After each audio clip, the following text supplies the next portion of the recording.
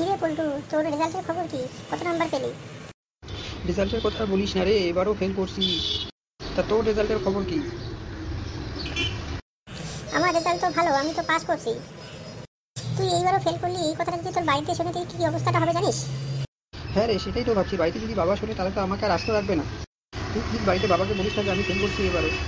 না না, বলবো না, তোর বাবাকে আমি কিচ্ছু বলবো না। ঠিক আছে, যাই, বাড়ি যাই, দেখি কি আছে কপালে।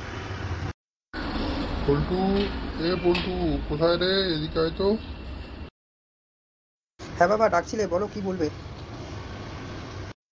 তোর না আজকে রেজাল্ট দেওয়ার কথা ছিল, কি হলো? রেজাল্টের খবর কি? বাবা, রেজাল্ট মানে রেজাল্ট তো এবারও ফেল করছি বাবা।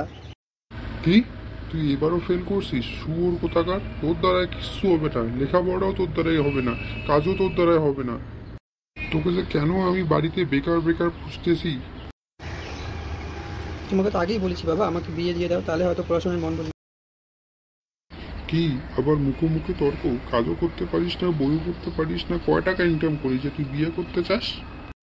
বেশি কথা বলবি না, না হলে এক চড়ে তোর দাঁত কটা ভেঙে দিব। যা আমার চোখের সামনে থেকে দূর হয়ে যা, শুয়োর কোথাকার, গরু।